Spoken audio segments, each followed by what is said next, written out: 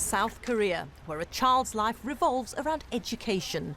Regular school is followed in the evening by private school, a double shift of schooling, making them some of the most formidable pupils in the world.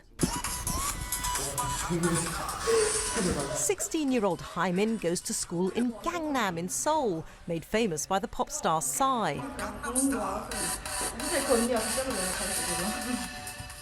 After school, she leaves with her brother. But far from relaxing at home, she sets off again for her second round of study. Even the little ones do a double shift. Long after what might be considered bedtime in the UK, these tots are still working. 72가지인데 여기가 이제 경우수가 72가지인데 Haimin then spends hours here at the hagwon or private crammer, just like the great majority of Korean children. I get tired usually, but I can forget about my hardships when I see my results because they're kind of good. Haimin gets home after 11, having spent a mammoth 13 hours in study. It's bed at 2 a.m. and then up again at 6:30 to do it all over again. Korea has few natural resources. We only have people. So anyone who wants to be successful really has to stand out. As a mother, I don't feel comfortable about this, but it's the only thing she can do to achieve her dream.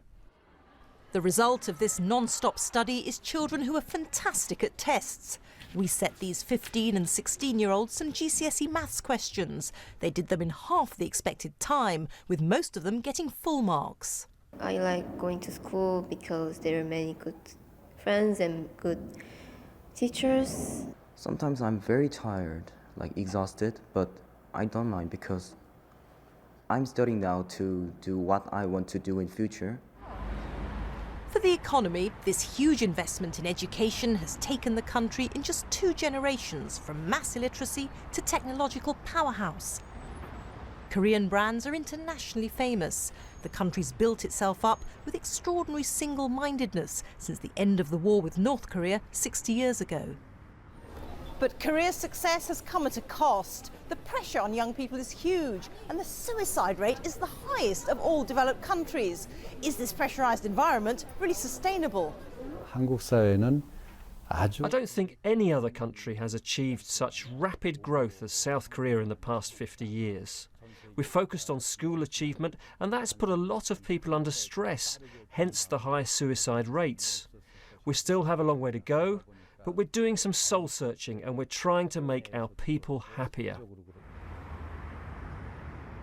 In many ways, Korea is the envy of the Western world. Ministers in Westminster and beyond look longingly at its education record and are remodelling their own systems to try to compete. But Korea's phenomenal success has come at a real price for its people, a price the country is now gradually starting to weigh up. Rita Chakrabarti, BBC News, Seoul.